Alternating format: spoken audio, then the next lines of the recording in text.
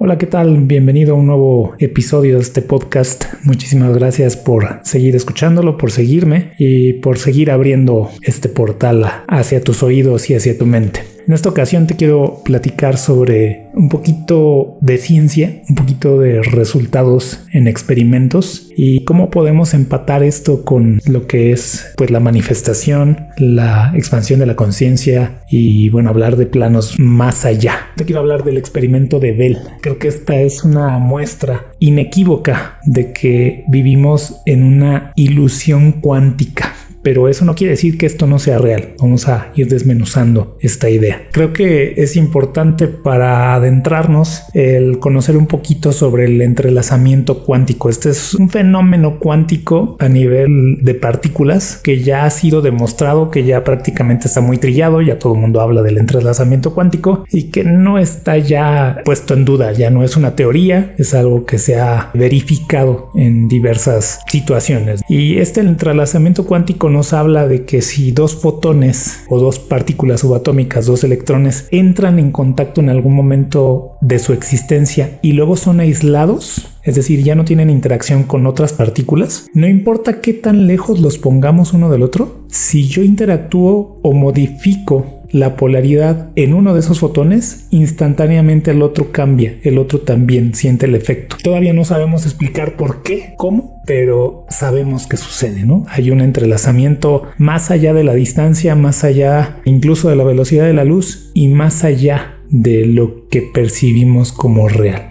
Más adelante en este podcast vamos a tocar algunas analogías, algunos ejemplos simples para poder entender qué es lo que está sucediendo en ese mundo cuántico. No tanto nos vamos a meter en temas más densos como explicar conceptos, fórmulas y demás, sino de manera práctica, con ejemplos muy burdos, entender qué está pasando ahí en ese mundo que parece alejado, ese mundo subatómico, el mundo cuántico típico de esta película de Ant-Man y de todo el concepto de Ant-Man, literal, que en realidad es lo que es esta realidad, ¿no? El experimento de Bell, más que ser un suceso, un evento en específico, es una propuesta de John Bell que se genera en los 60s aproximadamente y cuya finalidad era diseñar experimentos que de hecho se han replicado a través de la historia y se siguen haciendo en laboratorios como el CERN, como universidades importantes en todo el mundo. El chiste era entender o demostrar si a nivel subatómico en este campo cuántico las reglas eran las mismas que en la mecánica clásica, en la física clásica. Y precisamente creo que el haber crecido como especie a nivel de ciencia tan basados en la física clásica, que no es que esté incorrecta, pero nos muestra un mundo tangible, un mundo, hay una acción que ejerce un efecto sobre algo físico y sobre todo habla de tiempos y distancias, ¿no? Toda la física clásica se compone de, bueno, si yo avanzo a cierta velocidad, recorro a cierta distancia en cierto tiempo. Y en el mundo cuántico parece no ser así. Y de hecho ya lo estamos demostrando. Incluso no puedo decir que parece. No es así. Lo que todavía no entendemos es por qué no es así. Entonces, este experimento, la idea es demostrar que en el mundo cuántico no hay causa-efecto. O sea, que no hay un punto A que ocasione a B. Yo hablo mucho por ahí en el canal de YouTube sobre esto, ¿no? Que tenemos este concepto tan marcado de que si yo hago A, inevitablemente va a pasar B. Pero en el mundo cuántico yo hice A porque va a pasar B. Es decir, mi acción es causa de mi efecto, no el efecto causa de mi acción. Y es que en esta lógica tan distinta de este mundo cuántico, pues no hay localidad y existe esto que te mencionaba del entrelazamiento cuántico, ¿no? O sea, no hay distancias y no están las cosas en un lugar y eso nos complica la cabeza demasiado. No creo que sea porque no tengamos la capacidad o porque en general, digamos, los simples mortales no tengamos la posibilidad de entenderlo, sino porque se nos ha más que educado en la escuela. Hemos entendido el mundo de esta manera. Incluso el sistema se basa mucho en la materia, en lo que puedo obtener, en incluso esta idea de si me esfuerzo y trabajo mucho, pues logro ocasionar un efecto en mi vida, ¿no? Cuando en todo este mundo, incluso pues New Age y espiritual, entendemos que primero tenemos que ser algo y después ponerlo en acción. Y cuando eso está en coherencia, es cuando se originan los resultados. Y los resultados se dan desde esa vibración, ¿no? Para entender este experimento creo que es importante destacar y ponernos en contexto que hay dos versiones de la realidad, que esto es lo que te digo, ¿no? Hay una versión a la cual estamos habituados, de que comprendemos el mundo como un flujo de tiempo, como una línea temporal en la que vamos caminando, y otra en la que no. Y bueno, vamos a definirlo, estos dos versiones de la realidad, como el realismo local, que es el que entendemos y en el que de alguna manera hemos vivido, y el realismo cuántico, la mecánica cuántica, ¿no? El realismo local es más incluso intuitivo, o sea, es lo que se nos hace más lógico, y no creo que sea algo, digamos, inherente a la conciencia, que sea lógico por ello, sino por lo que te comento, ¿no? Se nos hace más lógico porque es como hemos ido creciendo en esta realidad. Y creo que todo este concepto del que se habla de avanzar a una quinta dimensión no tiene que ver con un cambio físico, no tiene que ver con un cambio de vibración, con un cambio de dimensión, tiene que ver con un cambio de conciencia, tiene que ver con un cambio de cómo entendemos el mundo, cómo entendemos la realidad. Este realismo local nos dice que un objeto tiene propiedades definidas, o sea, el cuadrado es cuadrado, el círculo es círculo, una esfera es redonda y si me pegas me duele, ¿no? Y que estas características existen aunque no las observemos, o sea, la esfera es esfera aunque yo no la vea. El cubo es cubo aunque yo no lo vea, y la camioneta está aquí afuera aunque yo no la vea. Ese es el realismo local. Ubica objetos en lugares sin importar quién lo observe o quién lo experimente, sin importar la conciencia. Por eso te hablo de esta parte de la quinta dimensión como conciencia. Otro punto muy importante es que la información como tal, y aquí podemos incluir el pensamiento, no puede viajar más rápido que la luz. Pone un límite, que de hecho de ese límite hablaba mucho Einstein, en el que nuestro tope de viaje de lo que sea es la luz, ¿no? Entonces, pues de hecho, hoy viajamos a nivel informático a esa velocidad. Todas nuestras telecomunicaciones viajan a la velocidad de la luz. Si yo mando una señal al sol y alguien vive en una estación que esté rondando el sol, va a haber un desfase de 8 minutos, ¿no? O sea, yo voy a estar hablando y hasta después de 8 minutos va a llegar la información y viene de regreso. No sé si te llegó a tocar hablar por teléfonos analógicos, ¿no? Había un retraso, sobre todo si estabas lejos de donde estabas comunicando, si era una larga distancia, había un retraso, o cuando hay lag, ¿no? En los videojuegos sobre todo en los videojuegos, ¿no? Tú disparas y tarda porque se está saturando el servidor. Nuestro tope es la velocidad de la luz en este instante. Este sonido que estás descargando por internet y que llega a tus oídos, la señal eléctrica que sale de la computadora o del teléfono hacia el audífono o la bocina, tarda. Aunque no lo percibamos, tarda esa velocidad de la luz, que es rapidísima para nuestra perspectiva local. En la mecánica cuántica, lo que tenemos que cambiar en perspectiva es muchísimo, ¿no? Hasta que algo es medido, sus propiedades no están definidas. O sea, hasta que yo no llego y mido un objeto para definir si es una esfera o un cubo, eso no es esfera ni cubo. Solo existe en un mar de posibilidades, puede ser lo que sea. Hasta que yo no llego y digo, pues fíjate que fue un cubo, fíjate que fue una esfera, fíjate que mide tanto, ¿no? Hasta que yo no lo mido, el objeto mide lo que sea, tiene las características que sean, en un infinito de posibilidades. La camioneta que está aquí afuera, que te había puesto como ejemplo, no está allá afuera hasta que yo la voltee a ver. Si yo no la veo, no está. Si nadie la ve, no está. Eso es lo que sugiere la mecánica cuántica. Y esto aplica a niveles macroscópicos. Vamos a llegar a ese punto en este episodio. O sea, no solamente aplica a cosas o subatómicas, solo que es muy difícil de entenderlo porque nuestra lógica y nuestro constructo mental y cognitivo hasta el día de hoy pues nos dice que eso está ahí y solo pues lo puedes comprobar, ¿no? Pero eso está. Y el otro concepto es el que te comentaba del entrelazamiento cuántico, ¿no? Que no importa la distancia a la cual estén dos partículas que hayan interactuado o se hayan conectado en un momento, la comunicación, la información que va de la partícula A a la partícula B es instantánea,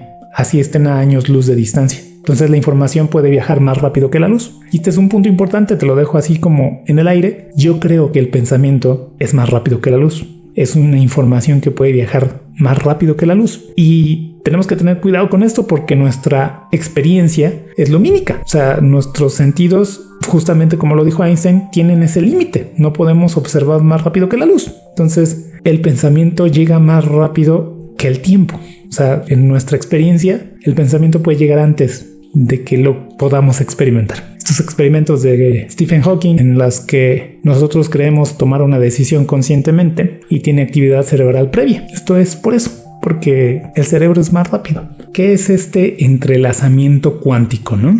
Imagínate un par de monedas, ¿no? U objetos que tú quieras elegir.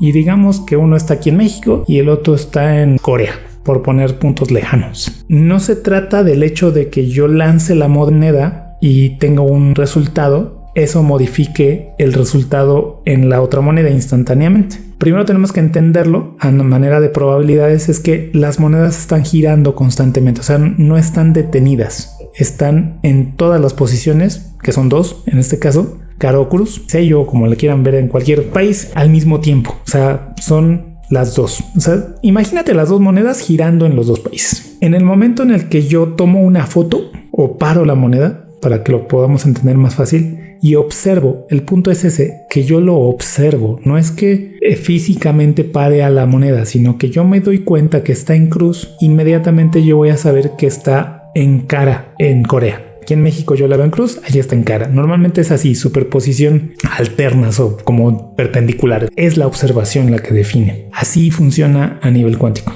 Bajo el concepto de la física clásica, solo podríamos entender que esto es posible porque de alguna manera ya las monedas tenían todas las posibilidades en las que iban a caer, ya habían decidido cuál era el resultado y solamente lo estamos viendo. En la física clásica, la camioneta está allá afuera y yo solamente salgo y lo confirmo. No estoy yo creando que la camioneta esté afuera. Eso, en este ejemplo de las monedas, la explicación que daría la mecánica clásica a este fenómeno es eso, que pues eso es, ya estaba en esa posición y yo solamente lo estoy comprobando, entonces ya había un resultado predeterminado. Y la otra es que de alguna manera, o sea, si no es eso, si no estaba ya predeterminado los resultados en ambas monedas, es que de alguna manera la información está llegando más rápido que la luz, y esto pues se contrapone a todo lo que podamos entender en mecánica clásica. No es posible.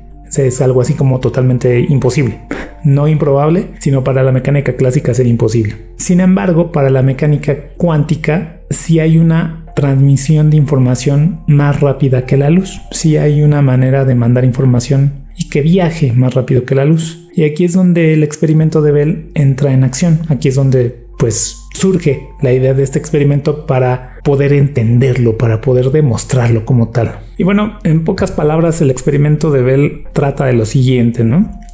Lo que te comentaba, hay dos partículas que se entrelazaron, no es más que estuvieron en contacto en un ambiente aislado, o sea, solo estuvieron las dos partículas en un momento dado, en un solo espacio, sin interferencia de nada más. Pueden ser fotones, electrones, y después son separadas. Puede ser a través, lo que hace normalmente es a través de una fibra óptica aislada, protegida de magnetismo, de radiaciones, de cualquier influencia electromagnética que pudiera haber, y son localizadas, encerradas por así decirlo, en dos laboratorios alejados uno del otro. Después estas partículas viajan hacia un detector. Normalmente lo aislamos a una partícula para poder entenderlo. Entonces llegan a un detector y estas partículas en diferentes lugares son medidas. Y usualmente la medición en ambas partículas se da de manera, digamos, aleatoria. O sea, no miden exactamente lo mismo. ¿Para qué? Con la intención, va a sonar medio loco, medio fantasioso, pero la idea es evitar que una partícula le avise a la otra, ¿no? Es que me están midiendo de tal manera, entonces tú ponte así, ¿no? Sino que lo que están buscando en este experimento es medir diferentes características que al final nos dan un resultado específico para que no haya de alguna manera tiempo de avisarse entre las partículas. ¿Por qué? Porque queremos buscar otra manera de explicarlo que no contradiga esta idea de la velocidad de la luz, de una transmisión a nivel de distancias. En la mecánica cuántica ahí se pone interesante porque estamos hablando de que no hay distancias. Y una vez que tenemos los resultados, pues ya los podemos comparar, ¿no? Ver si realmente hay una correlación, hay una coherencia entre las dos partículas. Y el hecho de detectar correlaciones y coherencia desecha totalmente la idea de la mecánica clásica. O sea, ya no hay manera de explicarlo a través de los fenómenos clásicos de la mecánica. Aquí es donde también se pone un poquito interesante, complejo para nuestra mente, porque según la física clásica tendría que haber una variable oculta, algo que ya estuviera determinado. O sea, las partículas ya tendrían unas propiedades decididas antes de ser medidas. Y estas correlaciones entre ellas, estas coherencias, deberían seguir ciertas reglas, ¿no? O sea, matemáticas. Podríamos predecir en qué posición, en qué polaridad estaría estas partículas. Es como decir que yo podría decir, sabes que en el segundo tal, esta moneda va a caer en cara, en cruz. Y por ende, entonces, pues como lanzamos las dos monedas al mismo tiempo, por así decirlo, pues por eso tienen correlación. Sería la manera de explicarlo. Pero el experimento de Bell, el final que te voy a poner, o sea, si esto es así, se pone más loca la cosa, ¿no? Y esas reglas son precisamente las que formula Bell. Les llama desigualdades de Bell, que dice que si la naturaleza sigue este realismo local, los resultados deberían de respetar estas desigualdades. Es decir, podríamos determinar las posiciones de las moneditas en cualquier momento y ya no habría azar. Al contrario de esto, la mecánica cuántica dice que las correlaciones entre estas partículas son más fuertes de lo que permite el realismo local. O sea, no habría estas desigualdades, no habría esta manera de predecirlo, sino que es algo que se están mandando información en el momento. Hay una conexión entre las partículas y las partículas sí son probabilidades infinitas, y hasta que medimos, definimos la posición de la moneda. Es decir, la moneda está en cara o cruz al mismo tiempo, que es lo que dice la mecánica cuántica, y en el momento en el que yo la mido es cuando defino en qué posición está. Si esto es real, entonces las desigualdades de Bell no aplicarían. Te lo voy a poner en otro ejemplo, a ver si lo logramos, digamos, definir. Imagínate que tienes dos cajas mágicas que están conectadas una de la otra, no sabemos cómo, ¿no? Cada caja tiene un botón que puedes presionar, y cuando tú presionas el botón, la caja muestra el número 1 o -1. La pregunta clave aquí es cómo es que estas cajas deciden qué número mostrar. O sea, si ya tienen un número predeterminado antes de que presiones el botón, o el número aparece solo cuando tú aprietas, ¿no? O sea, esta analogía es en relación a entender cómo funciona el universo. O sea, ya están predeterminadas cuántas veces va a salir un 1 o -1, o hasta que tú lo presionas se define. Las desigualdades de Bell son precisamente unas estructuras matemáticas, ecuaciones que ayudan a determinar si estas cajas, que en realidad son partículas, ya tenían sus propiedades definidas desde el principio. Es decir, ya tenían en este lapso de tiempo yo voy a mostrar 1, 1, -1, -1, 1, 1, -1, -1, 1, -1, -1, 1, así. O sea, ya tenía definido en qué instante iba a tener tal resultado, ¿no? O si las propiedades se deciden en el momento de la medición, que es lo que se ha demostrado ya en mecánica cuántica. O sea, de esto ya no hay duda. La medición define el resultado, no es al revés. Esto es lo que busca estas ecuaciones de Bell, estas desigualdades de Bell y el experimento como tal. En este ejemplo de las cajas, las desigualdades de Bell, si fueran válidas, habría un número finito, o sea, un número limitado de veces que coincidieran. Es decir, llega un punto en el que ya la caja 2 ya no tiene una correlación con la caja 1, porque están definidas como tal. O sea, va a llegar un punto en el que se separen. Y la mecánica cuántica demuestra que siempre, o sea, siempre están en correlación. Esto viola esas desigualdades de Bell. Como te digo, no vamos a entrar en detalles matemáticos. Si les interesa, luego podemos desenmarañarlo un poquito más, pero hay mucha información pues en libros, ¿no? Y los experimentos, todos los experimentos en relación al entrelazamiento cuántico han demostrado que las partículas entrelazadas violan las desigualdades de Bell. Esto quiere decir que las partículas no tienen propiedades definidas antes de ser medidas. No saben cómo van a ser hasta que las medimos. Deciden ser A o B. Esto nos pone en atención hacia la experiencia de la realidad. Lo que yo defino como realidad no es hasta que yo la observo, yo la mido, yo le pongo un juicio hacia la conciencia. O sea, más que juicio de bueno o malo, es me doy cuenta de lo que está sucediendo, y en el momento en el que me doy cuenta de lo que está sucediendo, eso decide suceder de una manera. Y eso tiene muchísimas implicaciones a niveles filosóficos, morales y pues de responsabilidad, ¿no? Y demuestran también que el entrelazamiento cuántico es real, ¿no? O sea, medir una partícula afecta instantáneamente a la otra sin importar la distancia. O sea, yo las puedo alejar a donde sea, y cuando yo mido la partícula A, modifico a la partícula B. O sea, se comportan igual. ¿Qué representa todo esto? Pues que el universo no sigue las reglas del realismo local, ¿no? Las partículas no tienen propiedades definidas hasta que las medimos. Que el entrelazamiento cuántico es real, que dos partículas pueden estar conectadas y mandar información instantánea a través de los extremos del universo, y esto nos dice que la realidad pues es más rara de lo que pensamos, ¿no? O sea, no es lo que vemos. Es decir, lo que te vengo comentando, ¿no? O sea, mi experiencia no es un reflejo de lo que está allá afuera y yo solamente me doy cuenta de ello, sino que al momento en el que yo me doy cuenta de ello, defino eso que está sucediendo. No es al revés. Nosotros no somos solamente observadores de algo que ya es, sino que somos co-creadores de lo que está sucediendo en el momento en el que decidimos darnos cuenta. Y esto lo ha hablado muchísimas corrientes filosóficas, religiosas, ancestrales, que nos dicen que esta idea de la partícula de Dios, lo que han descubierto ahí en el CERN, del bosón de Higgs, esa energía que no logramos ver, que está en otro lugar, que le da masa a la materia, es la conciencia. En el momento en el que entra una conciencia en la interacción de esta experiencia,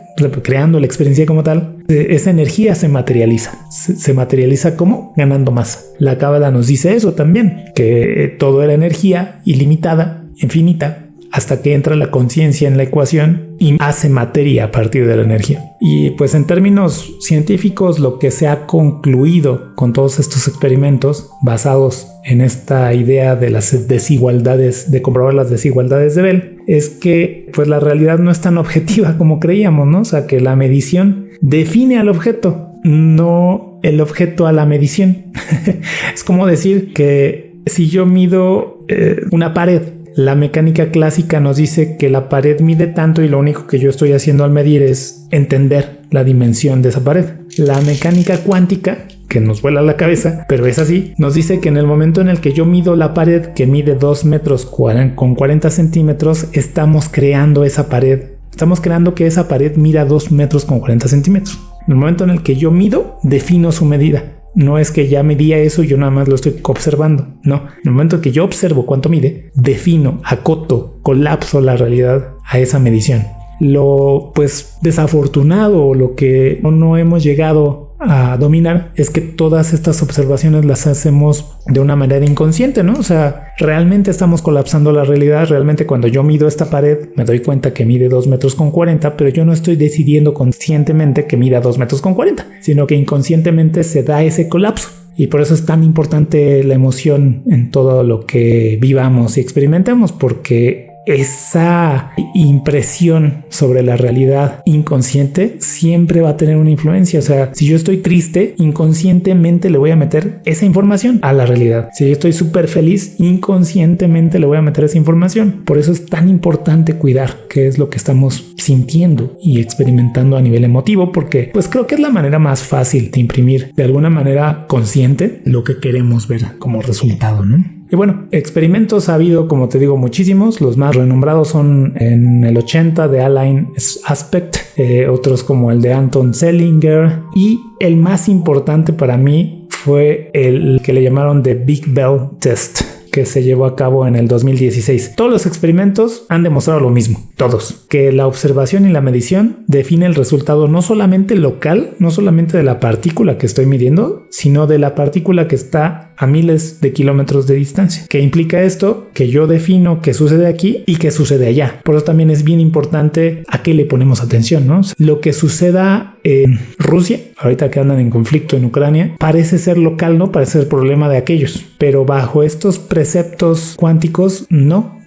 depende también de lo que yo esté viendo aquí, porque todo está correlacionado y todo está conectado. Obviamente las correlaciones y las influencias a nivel macroscópico pues se van mezclando, ¿no?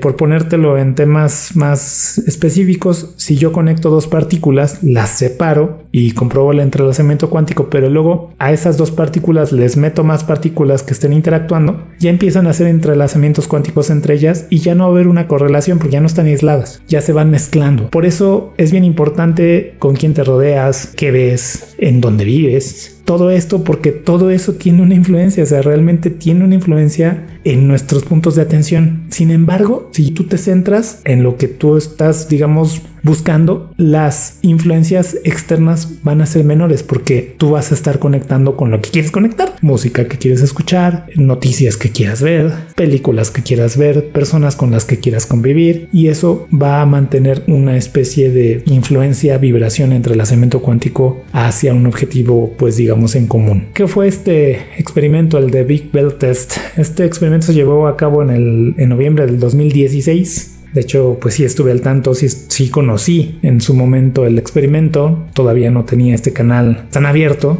y pues, se me había pasado de alguna manera tocar el tema porque es muy interesante. Y porque la duda que surge es, ok, tenemos dos partículas aisladas. Yo estoy midiendo la partícula A y estoy verificando con la partícula B que los resultados son correlacionados, ¿no? Que están siendo iguales. Pero ¿qué me dice si ya entendemos incluso con esta idea de Stephen Hawking que hay una actividad previa a la actividad cerebral consciente que define lo que estoy decidiendo? Aunque yo creo que estoy decidiendo algo conscientemente, pues resulta que el inconsciente ya sabía sobre qué decisión iba a tomar. Entonces había un cierto temor o cierta duda, cosquillita por ahí de los científicos, de pensar que tal vez pues ese predeterminismo lo estábamos dando nosotros a un nivel inconsciente, ¿no? Sin saber, nosotros le estábamos metiendo una información a la partícula A y sin saber estábamos comprobándolo. Entonces, para descartar esto, la idea era pues tener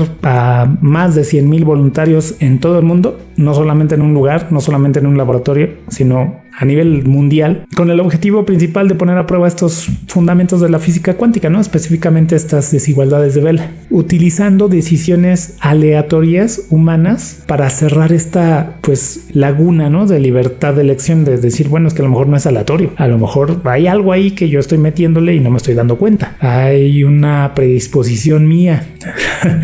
Justamente pues ahí se une hacia el lado de las creencias, ¿no? A lo mejor pues como yo creo que no puedo hacer ciertas cosas, pues mi vida se aterriza hacia ciertas circunstancias. En el momento en el que pues todo el colectivo está hacia cierto lugar, pues ya no soy yo, ya es algo más. Los voluntarios, que se le llamaron Bellsters, generaban secuencias aleatorias de unos y ceros a través de un videojuego. O sea, tú te metías en línea, jugabas apretando 1 y 0, 1 y 0, 0, 0, 1, 0, 0, 1, 1, 0 para ir moviendo una especie de muñequito que iba avanzando, ¿no? De hecho, en el juego, si tú lo vieras, te marcaba, ¿sabes qué? Pues no está siendo tan aleatorio, ¿no? O sea, si tú empezabas a poner 0, 1, 0, 1, 0, 1, 0, 1, te decía, no, pon números aleatorios, o sea, pon varias veces un 1 para varias 0, 0, lo que te nazca, por así decirlo, ¿no? Y esta idea era producir entradas al sistema, a la partícula, que fueran impredecibles, o sea, que no estuvieran influenciadas. No sé si has visto, por ejemplo, hay un caso de Foo Fighters que están tocando una canción, un cuate está haciendo un arreglo en la guitarra y de repente el baterista se le ocurre hacer un ritmo y llega otro y les dice, oigan, están haciendo reggaetón, y los dos cuates dicen, ¿pero qué es reggaetón? O sea, yo no conozco ese género, ¿no? Y sin embargo, si escuchas la canción, es reggaetón. Y la teoría de Steve Roll es que inconscientemente por ahí habrán escuchado el género porque no lo conocían, o sea, ni siquiera es que no les gustara, sino que no lo habían escuchado conscientemente, se les había metido al subconsciente y cuando estaban fluyendo en este flujo creativo, pues crearon reggaetón sin saberlo, ¿no? Sin quererlo. Esto aplica también en esto, ¿no? Si hay un encargado, un laboratorista, un científico que está haciendo el experimento, tal vez, era la teoría, ¿no? Tal vez hay algo por ahí que define el cómo hago esta medición y cómo la hago allá, y entonces estamos pues influenciados por la partícula. O sea, como que la partícula nos está diciendo cómo medirla, entonces sí hay predeterminismo en la partícula. Querían romper esa laguna de aleatoriedad o de libertad de elección, le llamaron ellos, ¿no? Entonces, al usar decisiones humanas de miles de personas en diferentes lugares, pues ya eran generadores aleatorios. El asunto es que se ha demostrado también en otros experimentos por ahí que la aleatoriedad se empieza a perder, o sea, empieza a tener ciertos patrones. De hecho, por eso se ha dicho que pues si la lotería realmente fuera aleatoria, habría una manera de ganarla, habría una manera matemática de llegar a un punto en el que tú dices es lo más probable que caigan estos números, vas, compras todos esos números y es seguro que la ganas. Los matemáticos te van a decir no, ahí hay una influencia humana que está quitando la aleatoriedad para que esto no suceda, para que no sea definible. Eso es lo que querían hacer en este caso, ¿no? ¿Qué fueron los resultados? Bueno, que definitivamente no había una influencia, definitivamente así como decidamos consciente, inconsciente, subconsciente, supraconscientemente medir a la partícula B sabe cuál es el resultado, sin importar la distancia, ¿no? Eso te demuestra que pues lo que decidamos ver aquí no solamente es lo que vamos a ver aquí, sino lo que va a pasar en todos lados del universo, o sea, ni siquiera en el planeta, en el universo. Y esto comprueba esta idea de la cábala de que cuando entró la conciencia a la acción, se crea el universo, no solamente el planeta Tierra, o sea, no solamente tu casita, todo el universo. Y si entendemos en mecánica cuántica que el tiempo no existe, que todo está sucediendo en el mismo instante, quiere decir que tu conciencia en este momento define el resultado de todo el universo en todos los tiempos. Y ahí es donde entiendes, ok, entonces sí, desde que yo me decidí dar cuenta de esta realidad, se creó o decidí colapsar pues la realidad desde el inicio de los tiempos hasta el final de los tiempos, si es que existe un final, que para mí creo que no lo es, ¿no? Y ahí hay una experiencia que tuve yo con la Salvia Divinorum, en la que cuando yo entraba a ese plano, a esa dimensión, a esa experiencia, yo recordaba que todo se iba a destruir y se sentía como que se destruía todo, o sea, pero no era como que en este momento caía una bomba y se acababa lo que estaba en el universo, sino no, ya no existía ni el Big Bang, ni lo que va a pasar al futuro, ni los dinosaurios, ni nada, o sea, todo se colapsaba. Hace mucho sentido con esta idea del entrelazamiento cuántico y del experimento de Bell y de la mecánica cuántica y de la no localidad. Hace mucho sentido con la relación hacia la teoría esta de la creación de la cábala. Justamente tu conciencia, la tuya en este instante, es la que definió cómo se generó el Big Bang y lo que viene para más adelante. Y vamos trazándola a cada instante y la vamos cambiando en cada emoción, en cada paso que damos. Entonces nunca es tarde para cambiar algo, para redefinir algo, nunca, porque es atemporal.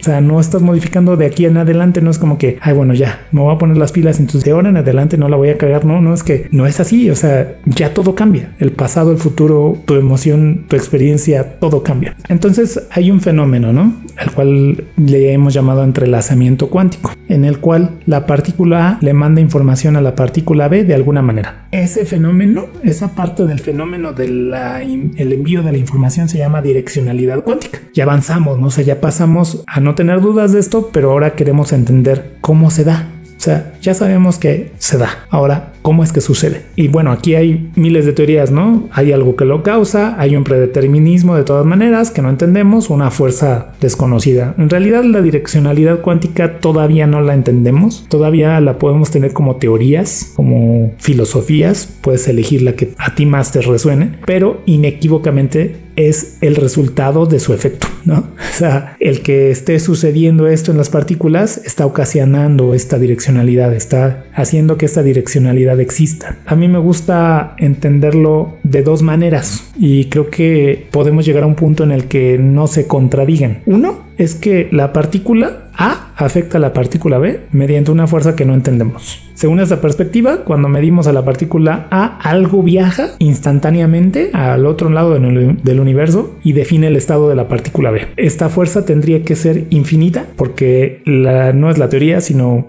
la ley. Lo que hemos descubierto es que si yo pongo la partícula A en el punto más alejado del universo de la partícula B, la información viaja al instante, entonces es infinita. Y ahí es donde entramos con la energía escalar, que luego hablaré de este tema, tan utilizado y tan trillado últimamente y que, bueno, Ya hablaremos del tema, pero en realidad nadie maneja energía escalar todavía. Si por ahí te dicen que tienen terapias con energía escalar, pues están usando un término un tanto tergiversado, ¿no? Y bueno, esta idea desafía las leyes de la relatividad, ¿no? O sea, sí podemos viajar más rápido que la luz, al menos la información tendría que viajar más rápido que la luz. Y lo que les está quebrando la cabeza a los científicos es que, pues si esto fuera real como tal, más que fuera real, si esto funcionara así, podría haber comunicación instantánea en puntos opuestos del universo. De hecho, esa es la intención, entenderlo para poder mandar información de aquí a Marte de manera instantánea. Probablemente lleguemos a eso, probablemente vamos a llegar a entender la fuerza y a poder manejarla. Pero esta visión nos sigue dejando pues muchas lagunas, muchas dudas, ¿no? ¿Cuál es la naturaleza de esta fuerza? ¿Cómo la medimos? ¿Cómo puede afectarse sin importar la distancia? Ya tenemos que salirnos de todo este esquema de la mecánica clásica y pues ¿dónde está, no? O sea, ¿por qué no la vemos? La teoría 2 o la manera 2 de entender esto para mí es que ya hay un predeterminismo. A pesar de que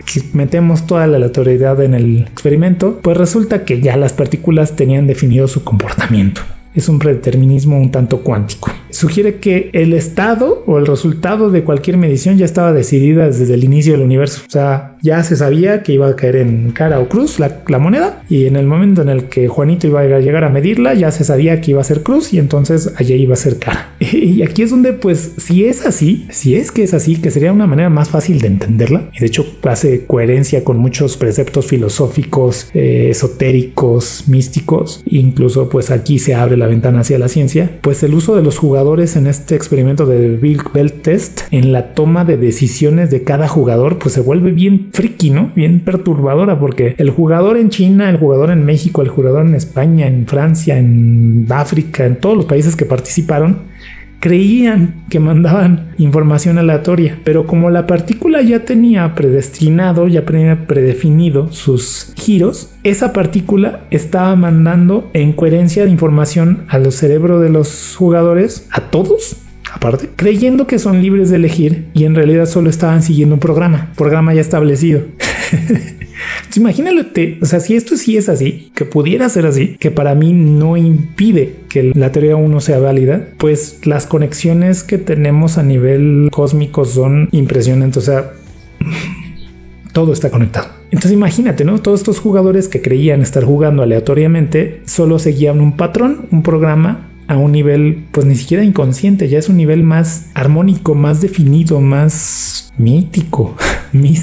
Bajo este modelo y comprobándolo con los experimentos de Stephen Hawking, pues no somos libres. Todas las decisiones, ni siquiera las decisiones conscientes, sino hasta las que dejamos al ahí se va o aleatorias, ya están definidas, y nuestro cerebro y nuestras decisiones están entrelazadas a esta realidad física. De modo que lo que creemos que ya decidimos ya estaba definido antes, ¿no? Por un orden superior. Es como un mecanismo muy de reloj cósmico, ¿no? O sea, todo está bien organizadito, solo pasamos y hacemos como robots y creemos que hacemos, pero pues nomás nos dejamos hacer. Creo que esto puede ser así, pero no está definido. O sea, en todo momento lo podemos cambiar. Por ahí te hablé en un podcast anterior de esta comunicación con el supraconsciente. Creo que el supraconsciente tiene ese dominio de esta transmisión de información. Creo que este supraconsciente sabe modificar atemporalmente el predeterminismo, lo que ya está predeterminado. Por eso podríamos asomarnos un poquito hacia las posibilidades de lo que va a ocasionarse. Por eso el tarot funciona como una ventana terapéutica hacia qué puede pasar si sigo haciendo estas mismas, más que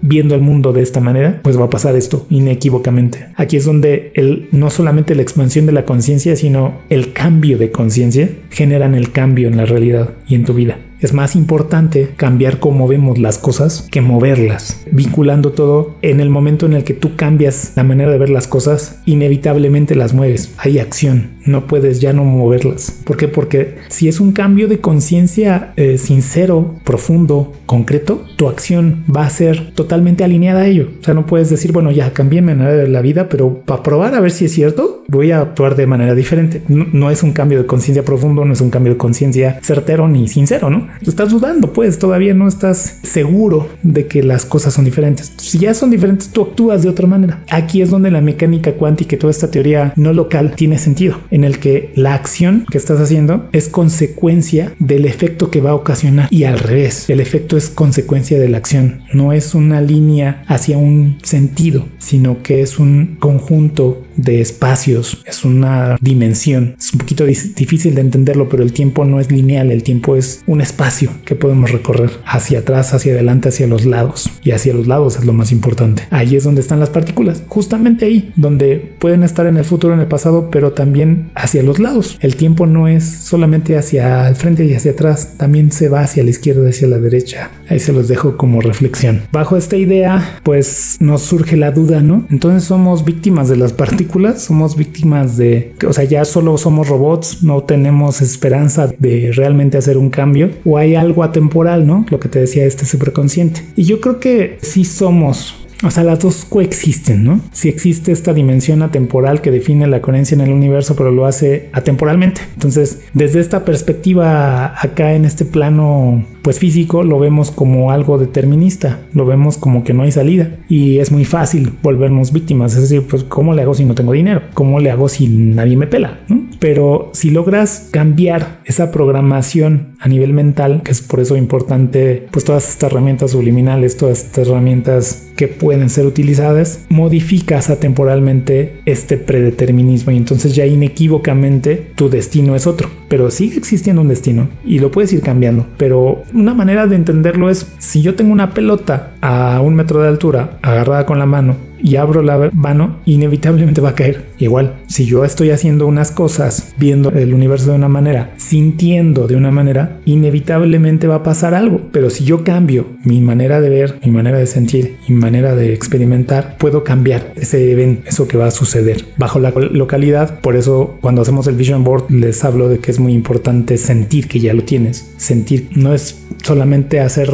afirmaciones, no es solamente ver y anhelarlo, sino cómo te sentirías si hoy tienes $1 millón, ¿no? ¿Cómo te sentirías? ¿Qué harías? Empieza a actuar así y entonces es como ocasiones. ¿Por qué? Porque el efecto es la causa de la acción. Y entonces estas decisiones que creemos libres son una manifestación de una vibración que definimos en cada instante. Por eso les hago tanto hincapié en esta parte de la emoción, ¿no? Porque creo que la realidad no cambia con afirmaciones conscientes o con programación mental nada más o con herramientas físicas. La vibración se expande a través de la emoción. O sea, de nada sirve si estás con subliminales para la felicidad, si estás angustiado todo el tiempo. O sea, la emoción te va a regresar. De hecho, va a haber un choque. Para mí, lo más importante es eso. Y pues Einstein ya lo había sugerido, ¿no? Con la idea de que el tiempo es una ilusión. En esta visión, todo el universo ya sucedió en cierto sentido y nosotros simplemente lo estamos experimentando, y creo que es así. Y le damos sentido lineal al tiempo porque pues es la única manera en la que nuestra conciencia lo entiende. Imagínate que agarran todas las experiencias de tu vida, las compactan y te las meten en un shot de ayahuasca o de salvia. ¡Pum! En un segundo. ¿Qué entenderías? O sea, realmente sería así como que no supe qué pasó, ¿no? O sea, solo sentí un chorro de cosas, pero no entiendo. no vi nada. O sea, como que un shock, te desmayas y ahí quedas, ¿no? Creo que la vida es así, ¿no? O sea, realmente pasó eso, ya pasó, pero la conciencia la estira a una experiencia temporal que vamos atravesando, porque es la única manera en la que, ya entendí, ¿no? O sea, ya voy por acá, ya vi todo, ¿no? O sea, así. No sé si lo expliqué correctamente. Y pues bajo este precepto del predeterminismo, de que el tiempo no existe, todas nuestras decisiones, que creemos que son aleatorias o son libres, son nada más un reflejo de esta estructura temporal de las vibraciones de las partículas, por así decirlo. Y ya sabemos que las decisiones humanas y las partículas no estarían separadas. Hay una influencia hacia los dos sentidos y forman parte de una misma historia universal que no podemos modificar en este plano. La realidad, pues sería ridículo pensar, absurdo pensar, en este caso sería loco, tonto, pensar que la realidad la vamos a cambiar desde la concentración mental incansable o con el trabajo duro o con trabajo inteligente. No, lo vamos a cambiar a través de la vibración, agradeciendo lo que ya tienes. Y agradeciendo es como todo empieza a tener coherencia. O sea, si eres agradecido es porque tienes. Si eres agradecido es porque te va bien. Si eres agradecido es porque te aman. Si te sientes en gratitud es porque está sucediendo algo y entonces haces que suceda. Pues tomemos como ejemplo otra vez, ¿no? El experimento de Bell. Los jugadores metían secuencias aleatorias de ceros y unos, supuestamente aleatorios. Estos números se ingresaban para definir la polaridad de una de las dos partículas que estaban entrelazadas, y en el otro lado del mundo se medía a la otra partícula. Se demostró que ambas tenían lectura lecturas igualmente influenciadas por el jugador, por los jugadores. Eso ya es un hecho, ¿no? O sea, toda nuestra realidad y la materia y la energía están compuestas de partículas como las que participaron en este experimento. Y así como influye el jugador en la polaridad de una partícula, influye a otra que está alejada, tus decisiones diarias, que parecen ser aleatorias, como los unos y ceros de los jugadores, influyen en la realidad. ¿Cómo crees que sea más fácil que el jugador modifique la partícula? ¿Enfocándose en cuántos unos y ceros va a poner o disfrutando el juego, ¿no? Entonces, en la vida, igual que en el experimento, hay dos caminos. Te puedes obsesionar con los detalles, tratar de controlar cada variable y desgastarte mentalmente pensando que en qué número vas a presionar, lo que te decía, o simplemente jugar y disfrutar la experiencia sin preocuparte del resultado. Puedes fluir en el juego vibrando en gratitud, confianza, dejando que la coherencia cuántica se alinee con tu intención, disfrutando el juego. Por eso la emoción de la felicidad y el gozo son las más importantes mientras escribes esos números al azar, ¿no?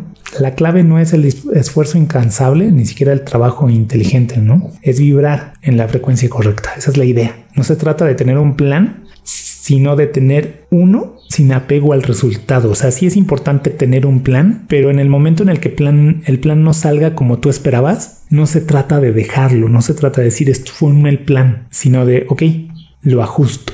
En el Big Bell Test, el jugador no estaba enfocado en cuántos unos y ceros ingresaba, solo jugaba, confiaba en el proceso y el universo respondía, la partícula respondía. Ahí está el patrón. No es la obsesión la que altera la realidad, es la vibración. Podemos cambiar nuestra realidad, pero no con lucha ni obsesión, sino con gratitud, alineación y gozo. Así que pues bueno, la reflexión que te dejo es: ¿vas a seguir presionando botones al azar con miedo e incertidumbre o vas a jugar el juego de la vida con confianza, sabiendo que el universo siempre responde a tu vibración? Espero te guste este capítulo. Tengo otro preparado que tiene relación hacia este experimento de Bell. Espero sacarlo en la próxima semana. Muchas gracias.